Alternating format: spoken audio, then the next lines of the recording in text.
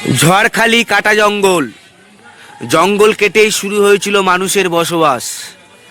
আর এই জঙ্গল কাটা থেকে শুরু করে আজও পর্যন্ত কাটা জঙ্গলের নাম হয়ে গেছে, সেখানে শুরু হয়েছে মানুষের বসবাস। কিন্তু এটা একদিনে হয়নি, এর পিছনে আছে অনেক পরিশ্রম, এর পেছনে আছে অনেক ত্যাগ স্বীকার, এর পেছনে আছে অনেক প্রাণহানি। তারপরেই কিনা আজকের সমস্ত নতুন জেনারেশন তারা বসবাস করছে। আর আমরা পেয়েছি এমন একজন ব্যক্তি, যিনি এই সুন্দরবনের মধ্যে ঝড়খালির কাটা জঙ্গলকে কেটে মানুষের বসবাসের পেছনে এক বড় হাত ছিল। কিভাবে তারা জঙ্গল কেটেছিলেন, কিভাবে তারা সেই জনবসতি তৈরি করেছিলেন এবং বাঘের মুখে জীবনযাপন করে সংগ্রাম করে নিজেরা বেঁচে সন্তানদেরকে বাঁচিয়ে সেখানে আজকের মানুষের বসবাস। সাথে থাকুন, সঙ্গে থাকুন। যেটু অনেকদিন পর দেখা হলো, আপনার মতো ব্যক্তিকে পেয়ে আমরা, অর্থাৎ আমি অন্তত অনেক খুশি। তার কারণ ব্যক্তিগত রূপে আমি আপনাকে চিনি, জানি অনেক দিন ধরে। আর আমি চাই যে আপনার যা অভিজ্ঞতা এই শেষ প্রান্তে ঝড়খালির কাটা জঙ্গল, যেখানে আজকের রাস্তাঘাট হয়েছে, যেখানে আজকের মানুষ পৌঁছে যাচ্ছে, পড়াশোনা, ইলেকট্রিসিটি, সমস্ত মানুষ সুবিধা পেয়েছে। কিন্তু আজকের আপনি সেই অবদানের পেছনে অনেক আপনার হাত, আপনার সাথে অনেক ব্যক্তিদের হাত ছিল। আমরা আপনাকে স্বাগতম জানাই এবং আন্তরিকভাবে ধন্যবাদ জানাই। আপনি আপনার পরিচয় দেবেন, সাথে কিভাবে কাটা জঙ্গলের জীবন শুরু হয়েছিল একটু শুরু করবেন। আমরা 1992 সালে ঝড়খালি আমরা 40 জন লোক কংগ্রেস পিরিয়ডের মধ্য দিয়ে গিয়ে সেখানে আমরা জঙ্গল কেটে আবাদ করতে যাব বলে সেখানে গেলাম। এই 40 জন লোক আমরা দীর্ঘদিন ঘর থেকে খাবার বয়ে নিয়ে গিয়ে সেখানে জঙ্গল কেটে আমরা প্রতিটা মানুষ কষ্ট দুঃখের মধ্যে সেখানে বাঘের ডাক, রাত্রেবেলা একটু চারিদিকে হেঁতাল দিয়ে বগড়া পাতা দিয়ে ঘিরে আমরা বসবাস করে বাঘের ডাক রাত্রেবেলা আমরা শুনতে পেতাম। বাঘ আমাদের কুঁজির আশপাশে ঘুরত, কিন্তু ঈশ্বরের কৃপাতে আমাদের কোনো ক্ষতি করেনি। এই মুহূর্তের মধ্য দিয়ে আমরা 40 জন লোক ওই জঙ্গল কেটে চারিদিকে সয়েল কেটে পরিষ্কার করলাম। সয়েল কেটে পরিষ্কার করে নিয়ে তারপরে একদিন কি হলো না, দিয়াসী বলে একজন লোক যে বাঘকে তাড়াতো বশীভূত করত মন্ত্র দ্বারা, তিনি আমাদের হঠাৎ একদিন বললেন যে গেমগাছ তলায় ওই প্রণাম করে মাটির কটা পুতুল করে প্রণাম করে তোমাদের জঙ্গলে লাভ দেওয়া হবে। আমরা বললাম না, আমরা পারবো না, আমরা খ্রিস্টানের ছেলে, আমরা প্রভুকে বিশ্বাস করি, প্রভুর উপরে নির্ভর করে আমরা এই জঙ্গলে কাজ করব। তাও সে এখন দিয়ে আসে আমাদের বলল যে তাহলে তোমরা আমাদের সঙ্গে থাকতে পারবে না, তোমরা আমাদের কাছ থেকে তোমাদের কাজ তোমরা করো আর আমাদের কাছে আমরা করব। আমরা কয়েকজন খ্রিস্টান 8-10 ঘর 12 ঘর খ্রিস্টান আমরা ছিলাম। আমরা খ্রিস্টানরা আমরা আলাদা হয়ে গেলাম, ওরা আলাদা হয়ে গেল। সেই মুহূর্তের মধ্যে আমি চিন্তা করলাম যে কি করব। ও আমার সত্যময় প্রভু, জীবন্ত প্রভু, তুমি তো আছো, তা আমরা তোমার উপরে বিশ্বাস করি। তোমার উপরে বিশ্বাস নিয়ে তোমার প্রার্থনার মধ্য দিয়ে আমরা এই জঙ্গল পরিষ্কার করব, যেন কোনো আপদ বিপদ, কোনো বিঘ্ন, যেন কোনো শত্রু যেন আমাদের ক্ষতি না করে। ওরা তোমার হাতে তোমার বাক্যের সৃষ্টি, আর আমরা তোমার হাতে সৃষ্টি, তাহলে ওদের জোর বেশি না আমাদের জোর বেশি। প্রভু তুমি আমাদের সহায় হয়ে থেকো। এই বলে দীর্ঘদিন যাবৎ আমরা আজ এক যৌথ মিলে আজ এর পলটে তার পলটে এই কাজ করে করে জঙ্গল পরিষ্কার করে তারপর একজন একটা ঘর বেঁধে সেই ঘরে একাকী বাস করে আমরা জীবনযাপন করেছি। একদিন আমি একাকী সেই ঘরে শুয়েছি, বাঘ এসে আমার ঘরের চারিদিকে ঘুরছে, বাঘ ঘরের চারদিকে ঘুরছে, আমি ঘুরছি ঘরের মধ্যে আর সে ঘুরছে ঘরের বাইরে। শুধু আমার কাছে একটা বড় হাত পাঁচেক একটা শিক আছে আর দা কুড়ুল আছে, 3 ব্যাটারি টর্চ আছে। এই নিয়ে আমি ঘরের মধ্যে একাই পড়ে ঘুরছি আর সে আমাকে ধরার জন্য বাইরে থেকে সে ফাঁক খুঁজেছে, কিন্তু প্রভুর কৃপাতে সে আমার ক্ষতি করেনি আর আমি তার ক্ষতি করিনি। বেলা উঠতে সে চলে গেল। আমি সকালে উঠে দেখলাম যে ঘরে 8-10 বার সে পাক খেয়েছে আমাকে বার করার জন্য। এইভাবে জীবনযাপনের মধ্য দিয়ে বহু কষ্ট দুঃখের মধ্য দিয়ে আমরা খ্রিস্টান ফ্যামিলি কটা সেখানে বাস করে জীবনযাপন করে ঘর দোর বেঁধে সেখানে 26 বছর জীবন কাটিয়ে জমি ফসল ফলিয়ে সেই ফসল খেয়ে আজ আমরা হয়তো কেউ কেউ সেখানে আছে, কেউ কেউ জায়গা বিক্রি করে দিয়ে আমরা নিজের যে জন্মস্থানে আমরা ফিরে গেছি। আজও পর্যন্ত আমরা সেই জন্মস্থানে আছি।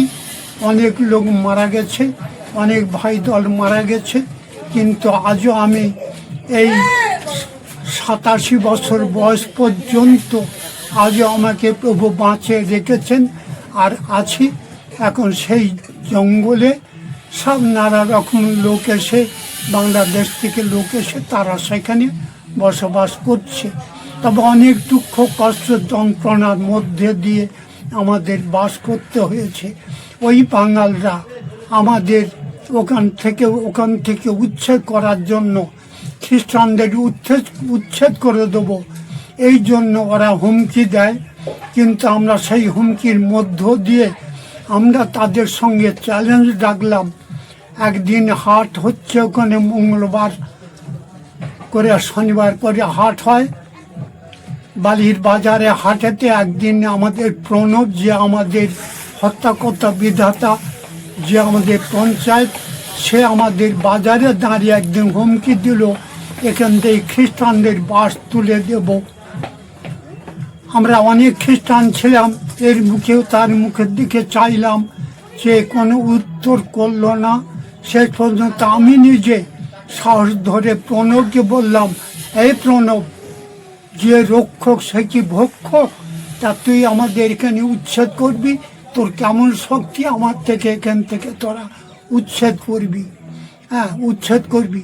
চ্যালেঞ্জ দেখে ওর সঙ্গে আমি দীর্ঘদিন যাবৎ ওখানে বসবাস করি। আমাকে তিনবার জীবনে মেরে ফেলার জন্য হুমকি তারা দিয়েছে, কিন্তু মারতে পারিনি। কারণ আমরা সবাই একজোট হয়ে তার প্রতিরোধ করলাম, মারতে পারিনি কেউ। তারপর শেষ পর্যন্ত আমি সেই জায়গায় অনেক দিন ধরে 26 বছর বাস করে আমি সেখান থেকে চলে এলে এখন রানীগঞ্জ জয়গোপালপুরেতে আমার নিজের বাসস্থানে আমি বসবাস করছি। এখানে সেখানে আমাদের অনেক ভাই দল অনেক আত্মীয় স্বজন সেখানে আছে, তারা সেখানে এখন শান্তিতে বসবাস করছে, আর কোনো অসুবিধা তাদের নেই। এই পর্যন্ত আমাদের সমাপ্তি করলাম। যেটু আমরা আপনাকে খুব তাড়াতাড়ি ছেড়ে দেবো এমন হতে পারে না, তার কারণ আপনি আরও অনেক কিছু জানেন। আমি বিশেষ করে আরও জানতে চাই, যখন আপনি কাটা জঙ্গলে প্রথম গিয়েছিলেন তখন ওখানকারের ভূমি এবং ওখানকারের জমি এবং ওখানে কি কি জঙ্গলের গাছ ছিল যেগুলো আপনারা কেমনভাবে কেটেছেন এবং কেমন করে সেই জঙ্গল কেটে কীরকমভাবে ঘরটা তৈরি করেছিলেন? আচ্ছা, প্রথমে যখন আমরা জঙ্গল যাই তখন জেমো গাছ, গরান গাছ, বানি গাছ, হ্যাঁ, লতা গাছ, নানা রকম গাছ ছিল। তখন প্রচণ্ড বাঘের ভয়। ওইটা তো জঙ্গল, ওইটা জঙ্গল, ওপার থেকে বাঘে সেই জঙ্গলে থাকতো, প্রচণ্ড বাঘের ভয়। সেই বাঘের ভয় দিয়ে সেই জঙ্গলের মধ্যে আমরা কয়েকজন এই খ্রিস্টান আমরা ওই সব মানে এক যৌতে গিয়ে সব জঙ্গল কাটতাম। বেলা 8টায় জঙ্গলে লাফতাম, 11:30টার মধ্যে আমরা ঘরে আসতাম। আচ্ছা। আবার যেতাম, আবার 4টের এগোনে আমরা ঘরে চলে আসতাম। এইভাবে আমাদের জীবনে কষ্ট দুঃখের মধ্যে। তো যখন আমরা একসঙ্গে ছিলাম, অনেক বাঘের ডাক, বাঘের খোঁজ, বাঘ অনেক দেখেছি। বাঘ জঙ্গলে হেঁটে যাচ্ছে কিংবা আমাদের সম্মুখীন হয়েছে, অনেকবার আমরা বাঘকে দেখেছি। তা সেই জঙ্গলের তরা কাঠ, গরান কাঠ এবং গেমো কাঠ, বানি কাঠ, এইসব কাঠ কেটে নিয়ে আমরা হেঁতাল দিয়ে আর বগড়া পাতা দিয়ে আমরা ঘর করতাম। ঘর করে নিয়ে মাটি দিয়ে খানটা কোমরখানে কি বুকখানে উঁচু করে তারির মধ্যে খুঁটো দিয়ে আমরা সেইখানে ঘর করে আমাদের জীবিকা নির্বাহ করতাম। খুব কষ্ট দুঃখে।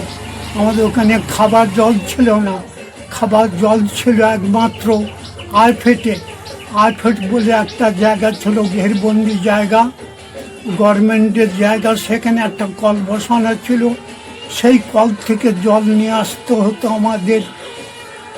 7-8 ঘন্টা লাগতো সেখান থেকে এক কলসির খাবার জল বয়ে নিয়ে এসে আমাদের খেতে। এই কষ্ট দুঃখ করে জঙ্গল ফুঁড়ে বাঘের ভয়ে একটা বাড়ি ঘাড়ে করে নিয়ে আমরা জল নিয়ে আসতে যেতাম। কেন বাঘ যদি সামনে আসে তাকে তো রুখতে হবে। এই বাড়ি ঘাড়ে করে নিয়ে আমরা জল নিয়ে আসতাম। এই করে আমরা জীবনযাপন করেছিলাম। আর এই গরম কাঠ দিয়ে, গেমো কাঠ দিয়ে ঘরদোর বেঁধে, বগড়া পাতা দিয়ে ঘিরে, বগড়া পাতা দিয়ে ছেয়ে আমরা জীবনযাপন করতাম। খুব কষ্ট দুঃখের মধ্যে জীবনযাপন করতাম। তবে একদিকে খুব সুখ ছিল, মাছ চিংড়ি কোনো অভাব ছিল না, মাছ চিংড়ি খুব পাওয়া যেত।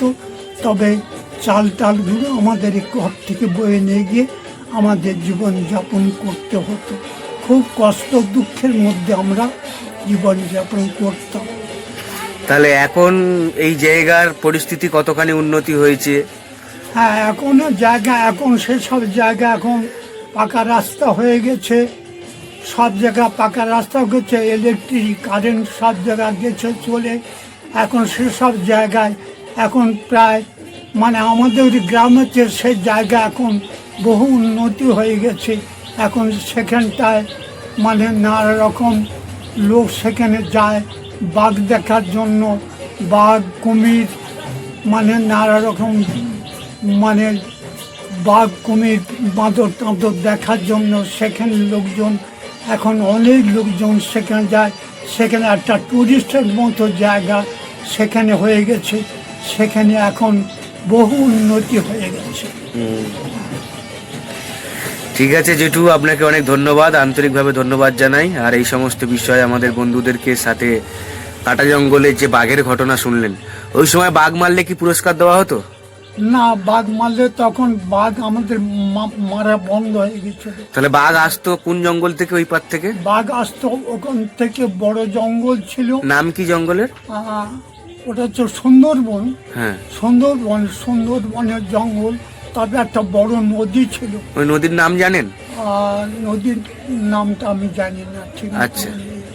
ওই যে গোসপাড় থেকে ফোনটা বেরিয়ে গেছে। আচ্ছা আচ্ছা, পঞ্চমুখী থেকে ওটা বার হয়ে গেছে। পঞ্চমুখীর ওখান থেকে। হ্যাঁ, পঞ্চমুখী থেকে। তাহলে ওই বড় নদী পার হয়েও বাঘ আসতো? বড় নদীতে পার হয়ে বাঘ আসতো। হ্যাঁ, হ্যাঁ, বাঘ আসতো। এখনো আসে বাঘ, এখনো আসে। এখনো ওখানে বাঘ আসে। বড় নদী পার হয়ে এখনো ওখানে বাঘ আসে। আর বাঘ যখনই আসতো তখনই আশপাশের লোক থাকতো, জানতে পারতো, খাঁচা পেতে আবার বাঘকে ধরে আবারই জঙ্গলে তাকে ফেরত পাঠানো হতো। 15-20টা বাঘকে আমরা দেখেছি আমাদের সাক্ষাতে খাঁচা পেতে ধরেছে। এবং সেই বাঘকে আবার মানে ওই গভীর জঙ্গলে আবার আমরা ওরা জঙ্গলের যারা থাকে তারা আবার তা ফেরিয়ে দিয়ে এসেছে বহুবার, 20-25টা বাঘ জানা দেখেছি। বাঘ এবারে এসেছে। তাহলে ঝড়খালিতে যখন জীবন শুরু হয় তখন বাঘ এবং মানুষের একসাথেই বসবাস ছিল একসাথে বসবাস আমাদের ছিল, এবং সংগ্রাম করে তাদের সঙ্গে সংগ্রাম করে আমরা জীবিকা নির্বাহ করে এসেছি। ধন্যবাদ আপনাকে। সাথে থাকুন, সঙ্গে থাকুন বন্ধুরা। আর সুন্দরবনের এইরূপ জীবন চলেছে, আমার আপনার সমস্ত পরিস্থিতি এবং সুন্দরবনের পরিস্থিতি দ্বারা আমরা এগিয়ে চলেছি। সাথে থাকুন, সঙ্গে থাকুন।